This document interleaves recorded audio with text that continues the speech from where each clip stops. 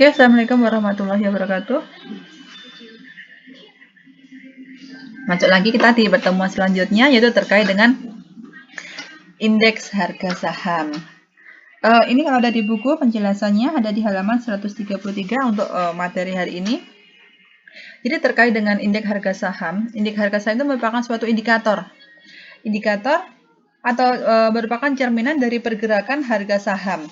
Jadi dengan adanya indeks itu merupakan salah satu pedoman bagi investor untuk bisa melakukan investasi di pasar modal, khususnya terkait dengan saham. Jadi tidak cuma IHSG dan LH45, ternyata masih banyak juga bermacam-macam jenis indeks yang ada di Bursa Efek Indonesia. Jadi indeks yang ada di Bursa Efek Indonesia itu banyak sekali, tidak hanya dari LQ45 saja, tapi ada bermacam-macam. Terus selanjutnya, apa sih yang disebut dengan indeks harga saham? Indeks harga saham itu boleh dikatakan sebagai rapor atau penilaian dari sekelompok saham. Jadi dengan adanya indeks itu, maka itu bisa menggambarkan bagaimana kinerja sekelompok saham tersebut. Jadi untuk lebih memudahkan pemahaman Anda bisa membandingkan, misalkan nilai rapor seorang anak itu merupakan harga saham. Jadi rata-rata nilai kelas itu merupakan indeks sektoralnya. Untuk nilai sekolahnya itu merupakan kelompok dari IHSG, indeks harga saham gabungan. Jadi untuk rata-rata nilai kelas itu masih sektor apa yang ditekuninya. Jadi Anda misalkan masuk ke sektor di LQ45, maka untuk rata-rata nilai kelasnya masuk ke situ. Nilai sekolahnya masuk ke gabungannya di sektor apa yang Anda suka di situ. Jadi nilai rata-rata kelas unggulan itu adalah merupakan dari LQ45-nya. Itu untuk indeks harga saham. Jadi yang dikatakan untuk indeks sektoralnya atau tadi sebagai contoh rata-rata nilai kelasnya itu tadi masuk ke indeks harga saham individual, nih kan? Jenis indeks saham ada individual, sedangkan untuk rata-rata nilai sekolah itu keseluruhannya itu gabungan dari beberapa indeks harga saham individual. Jadi sebenarnya yang disebut dengan indeks harga saham individual itu apa? Angka yang menggambarkan rangkaian informasi historis mengenai pergerakan dari saham. Jadi indeks ini merupakan pertama kali ditentukan, itu sebesar 100%. Harga dasar pertamanya itu adalah sebesar harga perdana. Untuk harga saham itu akan selalu berubah jika ada perubahan harga secara teoritis. Oke, sekarang yang disebut dengan harga teoritis itu apa? Harga untuk penyesuaian yang diakibatkan karena aksi emiten. Misalkan terkait dengan dividen saham, ada saham bonus, stock split, right issue, dan lain sebagainya. Sedangkan indeks harga saham individual itu merupakan suatu rangkaian dari informasi historis mengenai pergerakan dari harga masing-masing saham. Jadi pergerakan saham itu disajikan di setiap hari. Harga saham itu setiap menit bahkan detik pun juga akan selalu berubah. Oke, Anda lihat di buku Anda di halaman 134 itu ada penjelasan terkait dengan contoh dari penghitungan indeks harga saham individual. Rumusnya untuk indeks harga saham individual SI sama dengan PS dibagi P base. P itu price-nya. Price dari saham, P base-nya harga dasarnya dikalikan dengan tadi 100%. Jadi indeks individual saham itu merupakan nilai yang berfungsi untuk bisa mengukur bagaimana kinerja suatu perusahaan. Nah, untuk mengukur kinerja perusahaannya dilihat dari harga saham. Jadi harga dasar saham itu kapan? Harga pertama kali saham itu dikeluarkan dari suatu emiten. Jadi ketika masuk ke pasar perdana. Sehingga indeks saham individu ditentukan sebesar 100% ini. Oke, misalkan kita lihat di sini sebagai contoh. PT Namita pada saat IPO harga sahamnya sebesar 950. 950 itu apa?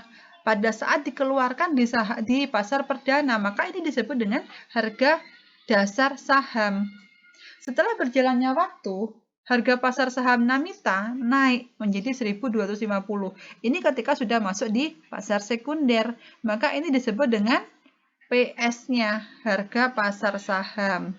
Maka berapa indeks saham individualnya?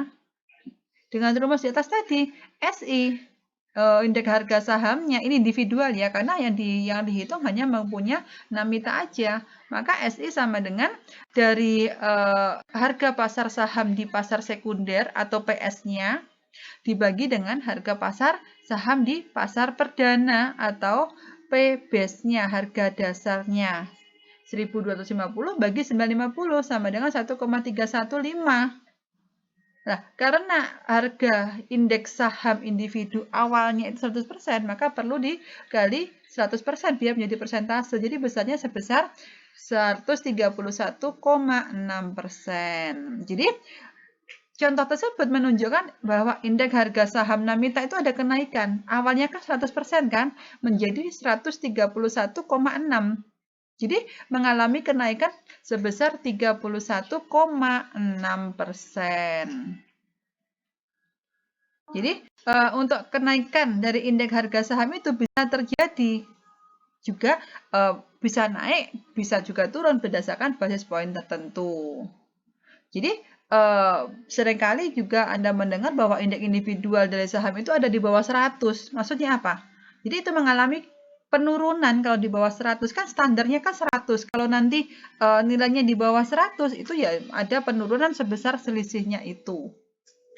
Terus ada di kasus 2. Kasus 2 yaitu dari kasus dari saham punya Navisha. Saham Navisha NFSY itu ditutup dengan harga dengan indeks 42,68% dan di harga pasarnya sebesar 1.850 per saham. Maka berapa stok individual indeksnya atau indeks individual sahamnya, nih kan?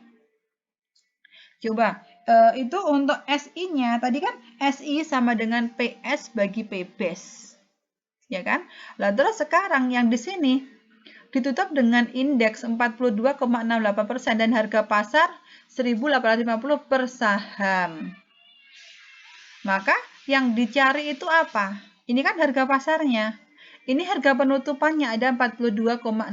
Yang belum ada apa di sini? Yang belum ada harga dasarnya itu berapa? Maka dicari. SI kan PS per B-base. Jadi P-base-nya itu bagaimana? P-base sama dengan PS dibagi dengan SI. Jadi harga saham NFSY pada harga pasarnya sebesar 1.850. Itu jauh lebih kecil daripada harga dasarnya kan. Harga dasarnya harga pertama kali saham Navisha itu ketika dikeluarkan di pasar perdana kan 4.334. Sedangkan harga di pasar sekunder 1.850. Maka di sini mengalami penurunan. Selanjutnya, untuk bisa memahami tata cara perhitungan harga dasar baru dari suatu saham yang diakibatkan oleh perubahan harga teoritis, maka ada contoh nih. Ada contoh di selanjutnya di 9.3. Di 9.3, ini PT Natasha melaksanakan yang namanya corporate action, yaitu dengan melalui right issue NTHSY. Apa itu corporate action nanti di pembahasan selanjutnya. Jadi di sini ada suatu aksi dari perusahaan untuk melakukan penggabungan dari saham. Selanjutnya untuk rasio reg isunya 1:2. Harga CAM reg-nya sebesar 3.300. Harga exercise reg-nya 1.100. Penjelasan ini apa? Reg isu, CAM reg, exercise reg. Ini sudah ada di pembahasan sebelumnya. Jangan ditanyakan lagi yang ini. CAM reg, X reg, date reg itu ada di penjelasan minggu yang kemarin. Ini hanya contohnya aja. Selanjutnya indeks individual sahamnya 214,46. hitung harga teoritis sesudah kamrek dan harga dasar dari NTSY yang baru. Jadi, untuk penyelesaiannya di sini, RR, rasionya, rasio rek isunya, 1:2. Jadi, satu lembar saham lama itu mendapatkan 2 lembar saham baru. PC sebesar 3.300. Jadi, harga saham ketika ada kamreknya 3.300. SPC 214,46. Jadi, stok saham individual, harga stok saham individual ketika ada kamrek persentasenya sebesar 214,46. Sedangkan untuk PF-nya, price pada saat exercise rate-nya 1.100, maka PS-nya itu berapa? PS tadi apa? PS harga pasar saham. Rumusnya ini. Jadi, rumusnya sama dengan RR kali PC ditambah PF dibagi dengan RR plus I. Oke, jadi RR rasionya tadi kan setengah kan? Dikali dengan 3.300 ditambah dengan 1.100. Untuk RR plus 1, terus ini RR-nya setengah ditambah 1. Jadi setengah kali 3.300 ditambah 1.100 dibagi dengan setengah plus 1. Maka untuk harga saham teoritisnya dari NTSHY pada awal periodenya sebesar 1.833. Untuk harga penutupannya sebesar 3.300. Jadi di sini ada perubahan harga yang drastis yang diakibatkan oleh adanya dilusi tadi. Jadi untuk indeks individual saham itu tidak berubah, yaitu sebesar tadi 21,464 baik pada kamrek maupun pada saat X-REX-nya. Jadi ketika dibulatkan untuk SI-nya, SI itu apa? SI tadi harga saham pada saat saham individual stoknya itu 854,704. Jadi bisa dibulatkan sebesar 855. Itu untuk indeks harga saham individual. Jadi pertama tadi jenis indeks tadi kan indeks harga saham individual. Jadi indeks yang menggunakan harga dari masing-masing saham terhadap harga dasarnya. Jadi dengan adanya indeks harga saham individual itu fungsinya untuk apa? Untuk mengukur suatu kinerja perusahaan. Dilihat dari harga sahamnya. Jadi indeks ini untuk pertama kalinya ditentukan sebesar 100%. Misalkan ada kenaikan berarti nanti untuk SI-nya, stok individualnya itu lebih dari 100. Kalau ada penurunan berarti SI-nya akan menghasilkan kurang dari 100.